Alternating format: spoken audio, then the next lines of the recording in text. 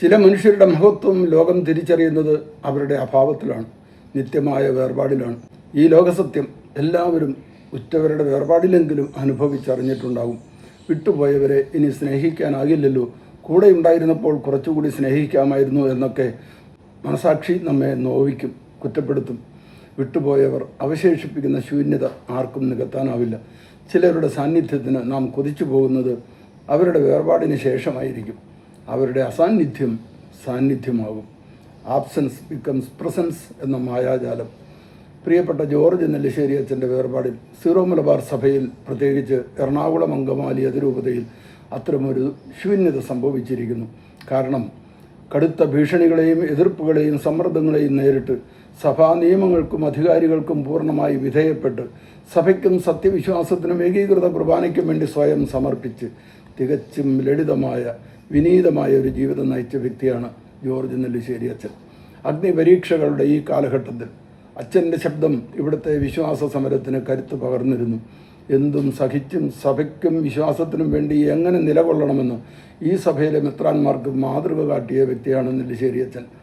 ആ വിശ്വാസധീരതയുള്ള ഒരു മെത്രാനെങ്കിലും ഈ സഭയിൽ ഉണ്ടായിരുന്നെങ്കിൽ എന്ന് വിശ്വാസികൾ കൊതിക്കുന്നുണ്ട്. അൾത്താര അഭിമുഖ കുർബാന എന്ന വിശുദ്ധമായ അർപ്പണ രീതിയുടെ ചൈതന്യവും പവിത്രതയും കാത്തുസൂക്ഷിക്കാൻ അദ്ദേഹം കാണിച്ച ആർജവം സഭാചരിത്രത്തിൽ എന്നും സ്മരിക്കപ്പെടും.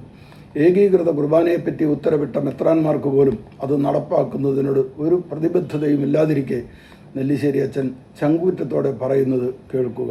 എറണാകുളം അങ്കമാലി അതിരൂപതയിൽ വളരെയധികം ഒരു പ്രതിസന്ധികൾ നേരിട്ടുകൊണ്ടിരിക്കുന്ന ഒരു കാലഘട്ടത്തിൽ ഒത്തിരിയേറെ സഹനങ്ങളുണ്ട്, ഒത്തിരിയേറെ തിരിച്ചടികളൊക്കെ നേരിട്ടിട്ടും എന്തുകൊണ്ടാണ് അത്തരത്തിലൊരു നിലപാട് സ്വീകരിക്കാൻ ഇടയായത്?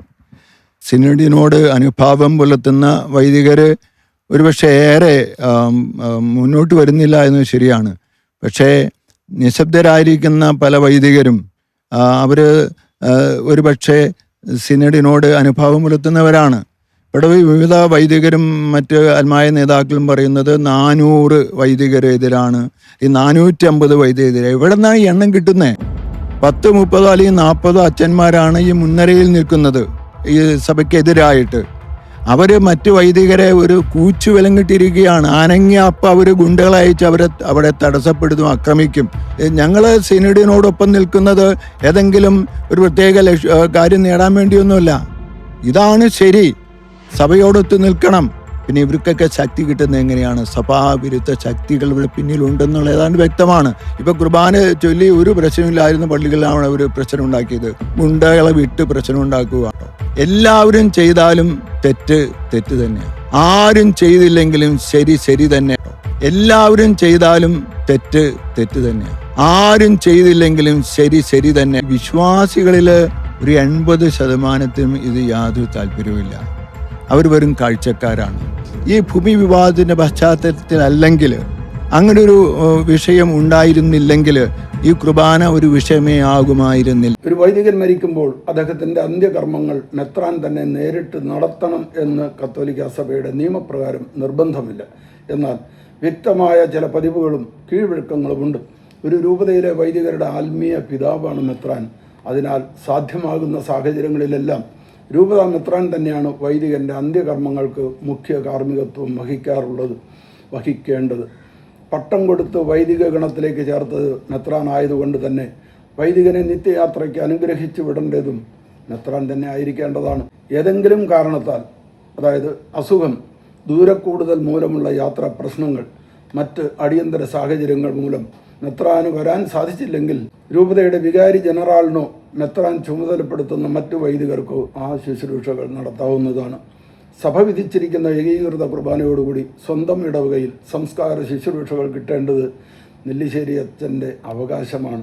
അത് കൊടുക്കേണ്ടത് സഭയുടെ കടമയാണ്. പക്ഷേ 30 കിലോമീറ്റർ അകലെ അച്ഛൻ വൈദിക ശുശ്രൂഷ ചെയ്തിരുന്ന ഇടവകയിൽ കുർബാന ചൊല്ലിയിട്ട് സ്വന്തം ഇടവകയിൽ കൊണ്ടുപോയി അടക്കിക്കോ എന്നാണ് കൂരിയയിലെ വൈക്കത്ത് പറമ്പൻ അച്ഛൻ്റെ വീട്ടുകാരോട് പറഞ്ഞത്. അത് കടുത്ത അവഗണനയാണ്, പരിഹാസമാണ്. അച്ഛൻ്റെ ഇടവകയിലെ വികാരിയാകട്ടെ ഏകീകൃത കുർബാന എന്ന് കേട്ടാൽ കലിതുള്ളുന്ന കടുത്ത വിമതൻ, പാട്ടെഴുത്തുകാരൻ. സഭയ്ക്ക് വേണ്ടി സധൈര്യം പോരാടിയ ഒരു മുതിർന്ന വൈദികൻ്റെ വിയോഗത്തിൽ പോലും പക തീർക്കുന്ന കപട വൈദികരെ, അല്പം അലിവ് തോന്നാത്ത സഭാ നേതൃത്വമേ, മരണം ആരെയും വെറുതെ വിടില്ല എന്ന് ഓർത്തുകൊള്ളുവിൻ. കണക്ക് ചോദിക്കുന്ന കണിശക്കാരനായ കാലം ചിലതൊക്കെ നിങ്ങൾക്കും കാത്തു വെക്കാതിരിക്കുമോ? നെല്ലിശ്ശേരി അച്ഛനുമായി വ്യക്തിപരമായി അടുപ്പമുള്ള കുറച്ച് മെത്രാന്മാർ ഉണ്ടെന്നാണ് അറിയുന്നത്. അവരിൽ ആരെങ്കിലും അച്ഛൻ്റെ ഇടവകയിൽ ഏകീകൃത കുർബാന അർപ്പിച്ച് അച്ഛനെ യാത്രയാക്കാൻ തയ്യാറാകുമോ? മെത്രാപ്പൊലിത്തൻ വികാരി പാമ്പ്ളാനി ഇടവകകളിൽ കുർബാന അർപ്പിക്കാൻ ഇടവക വികാരിയുടെ അനുവാദത്തിനായി കാത്തിരിക്കുന്നത് എന്തൊരു വൈരുദ്ധ്യമാണ്. വികാരിമാരെ പേടിച്ച് മെത്രാപ്പൊലിത്തൻ വികാരി ഇടവകകളിൽ കുർബാന ചൊല്ലുന്നത് ഒഴിവാക്കുന്നു. ഇതാണോ നിങ്ങൾ പ്രഘോഷിക്കുന്ന ക്രിസ്തീയ കൂട്ടായ്മ? ഇവരുടെ പൊള്ളത്തരം ഇപ്പോഴെങ്കിലും വിശ്വാസികൾ തിരിച്ചറിയണം. പേരുകൊണ്ട് ക്രിസ്ത്യാനികളെന്ന് തോന്നിക്കുന്ന 1-2 മാന്യന്മാർ ജോർജ് നെല്ലിശ്ശേരി അച്ഛൻ്റെ വേർപാടിൽ ഫേസ്ബുക്കിൽ കുറിച്ച വാക്കുകൾ നോക്കുക. പ്രകാശ് പി ജോൺ എന്ന ഈ മാന്യൻ്റെ പേരിൽ പ്രകാശ് എന്നുണ്ടെങ്കിലും കക്ഷി ഈ സഭയിൽ പരത്തിയ ഇരുട്ട് പുറത്താക്കാൻ ഒരു വൈദ്യുത പദ്ധതിക്ക് പോലും കഴിയില്ല. വെറുപ്പിൻ്റെ ശബ്ദം മാത്രമേ ഇയാൾ കേൾപ്പിച്ചിട്ടുള്ളൂ, ഇരുട്ട് മാത്രമേ അയാൾ പരത്തിയിട്ടുള്ളൂ എന്നതിന് അയാളുടെ ഫേസ്ബുക്ക് കുറിപ്പുകളാണ് തെളിവ്. സഭയുടെ ശബ്ദം ധീരമായി ലോകത്തോട് പ്രഘോഷിച്ച ഒരു വൈദികനെക്കുറിച്ച് ഇയാൾ കുറിച്ചത് അയാളുടെ വീട്ടുകാരെങ്കിലും അറിഞ്ഞിരിക്കണം. അയാൾ കുറിച്ചത് ഇങ്ങനെയാണ്: എറണാകുളം അതിരൂപതയിലെ ഒരു പുരോഹിതനാണ്, പേര് ജോർജ് നെല്ലിശ്ശേരി. അദ്ദേഹം മരിച്ചു. എപ്പോഴാണ് അടക്കുന്നത് എന്ന വിവരം വഴിയെ ആരെങ്കിലും അറിയിക്കുന്നതാണ്. അതിരൂപതയിലെ വൈദികരെയും വിശ്വാസികളെയും ഇതുപോലെ കണ്ണീര് കുടിപ്പിച്ച ഒരു വൈദികൻ എന്തെങ്കിലുമൊക്കെ ആകാനാവുന്നതെല്ലാം ചെയ്തു. ഒന്നും ആകാതെ അനേകം വിശ്വാസികളെ കണ്ണീര് കുടിപ്പിച്ച് വെറുപ്പിച്ച് കടന്നുപോയി. മിസ്റ്റർ ഇരുട്ടിൻ്റെ സന്തതി പ്രകാശ് പി ജോൺ, നെല്ലിശ്ശേരി അച്ഛൻ ആരെയാണ് കണ്ണീർ കുടിപ്പിച്ചത്? ഇങ്ങനെ പറയാൻ നിങ്ങൾക്ക് എങ്ങനെ കഴിഞ്ഞു? അച്ഛൻ്റെ വേർപാടിൽ ഇതാ വേറൊരുത്തൻ പ്രതികരിക്കുന്നു. അലക്സ് ആൻ്റണി എന്നാണ് പേര്. ഇയാളും വിദ്വേഷത്തിൻ്റെ വിഷമാണ് പരത്തുന്നത്. അയാൾ എഴുതിയിരിക്കുന്നത് കാണൂ: ഈ ലേഖനം എഴുതിയ കുലംകുത്തി ചത്തുപോയി. മറുപടി പറയുന്നില്ല ഇതിന്. ക്ലേശങ്ങൾ സഹിച്ചും സഭയോടൊപ്പം നിൽക്കുന്ന വിശ്വാസികളെയും വൈദികരെയും ഞങ്ങൾ അഭിനന്ദിക്കുന്നു എന്ന് സർക്കുലറിൽ പ്രഘോഷിച്ച സഭാതലവന്മാർ നെല്ലിശ്ശേരി അച്ഛനെ പോലുള്ള തീക്ഷ്ണമതികളെ ചവറ്റുകുട്ട പോലെ ഒതുക്കി മൂലക്കിരുത്തി ഗുണ്ടകളുടെ പീഡനത്തിന് വിട്ടുകൊടുത്തു. മണിക്കൂറുകളോളം ഒരു മുറിക്കുള്ളിൽ പൂട്ടിയിട്ടു. ചലന സ്വാതന്ത്ര്യം പോലും നിഷേധിച്ചും വെള്ളവും വൈദ്യുതിയും വിച്ഛേദിച്ചും പീഡിപ്പിച്ചു. മെത്രാന്മാർ ഇതൊക്കെ കണ്ട് രസിച്ചതല്ലാതെ ഒരു നടപടിയും എടുത്തില്ല, ഒരു അനുഭാവവും പ്രകടിപ്പിച്ചില്ല. അത് തെറ്റായിപ്പോയി എന്നുപോലും ഒരു തിരുമേനിയും പറഞ്ഞിട്ടില്ല. ഈ സംഭവങ്ങൾ നെല്ലിശ്ശേരി അച്ഛനെ മാനസികമായും ശാരീരികമായും തളർത്തിക്കളഞ്ഞിരുന്നു. 3.5 പതിറ്റാണ്ട് മുൻപ് ജോലി സംബന്ധമായി ഞങ്ങൾ എറണാകുളത്ത് താമസമാക്കിയപ്പോൾ തൊട്ടടുത്ത വീട്ടിൽ ഒരു ദേവസ്വി ഉണ്ടായിരുന്നു. എന്നെപ്പോലെ എക്സ് എയർഫോഴ്സ്. ഞങ്ങൾ കൂട്ടുകാരായി, ഞങ്ങളുടെ മക്കളും കൂട്ടുകാരായി. ഒരു ദിവസം ഒരു വൈദികനെ കൂട്ടി ദേവസ്വി ഞങ്ങളുടെ വീട്ടിലേക്ക് കയറി വന്നു. ഇതെൻ്റെ ചേട്ടനാ, ദേവസ്വി പരിചയപ്പെടുത്തി, ജോർജ് നെല്ലിശ്ശേരി. വൈകാതെ ആ കുടുംബത്തിലെ എല്ലാവരും ഞങ്ങളുടെ വീട്ടുകാരെ പോലെയായി. ഒരു ദിവസം നെല്ലിശ്ശേരി അച്ഛൻ എന്നോട് പറഞ്ഞു, POCയുടെ ബൈബിൾ കലോത്സവം വരുന്നു ജോർജ്. ജോർജ് കഥയൊക്കെ എഴുതുന്ന ആളല്ലേ, ഏതെങ്കിലും ബൈബിൾ സംഭവം അടിസ്ഥാനമാക്കി ഒരു കഥ എഴുതി കൊടുക്കുക. POC അങ്ങനെ ഒരു ബൈബിൾ കലോത്സവം നടത്തുന്നതായി അന്നുവരെ ഞാൻ അറിഞ്ഞിരുന്നില്ല. യേശുവും ബറാബാസും പീലാത്തോസും ഒക്കെ വരുന്ന രംഗങ്ങൾ പശ്ചാത്തലമാക്കി ഞാൻ രക്ഷകന് വേണ്ടി എന്നൊരു കഥ എഴുതി മത്സരത്തിനയച്ചു. 2 മാസം കഴിഞ്ഞ് റിസൾട്ട് വന്നപ്പോൾ അഖില കേരള ബൈബിൾ കലോത്സവത്തിൽ എനിക്ക് സമ്മാനമുണ്ട്. അങ്ങനെ നെല്ലിശ്ശേരി അച്ഛനുമായും ബൈബിൾ കലോത്സവവുമായും എനിക്ക് കൂടുതൽ അടുപ്പമായി. പിന്നെ അച്ഛനുമായും ആ കുടുംബവുമായും 3 പതിറ്റാണ്ട് നീണ്ട അടുപ്പം. സഭയിലെ കുർബാന തർക്കവുമായി ബന്ധപ്പെട്ട് പലപ്പോഴും ഞാൻ അച്ഛനെ വിളിച്ചിരുന്നു. എന്നെ അഭിനന്ദിച്ചുകൊണ്ട് അച്ഛനും പലവട്ടം വിളിച്ചു. ഒടുവിൽ ഇതാ ഒരു വാക്കും പറയാതെ നെല്ലിശ്ശേരി അച്ഛൻ യാത്രയാകുന്നു. ചിലർ മരണം കൊണ്ട് പ്രശസ്തരാകും. TP ചന്ദ്രശേഖരൻ എന്ന പാർട്ടി പ്രവർത്തകനെ പറ്റി സാധാരണ മലയാളികൾ കേട്ടത് അദ്ദേഹത്തിൻ്റെ മരണത്തിന് ശേഷമായിരിക്കും. കൊല്ലപ്പെട്ടുവെങ്കിലും അതോടെ TP ഒരു രാഷ്ട്രീയ നക്ഷത്രമായി എന്നതാണ് സത്യം. കൊന്നവർ അതുകൊണ്ടൊന്നും നേടിയതുമില്ല. അല്ല, നേടി, ഒരുപാട് നഷ്ടങ്ങൾ നേടി. ഹാ വിജിഗീഷു മൃത്യുവിന്നാമോ ജീവിതത്തിന് കൊടിപ്പടം താഴ്ത്തുവാൻ എന്ന് കന്നിക്കൊയ്ത്ത് എന്ന കവിതയിൽ വൈലോപ്പള്ളി എഴുതിയിട്ടുണ്ട്.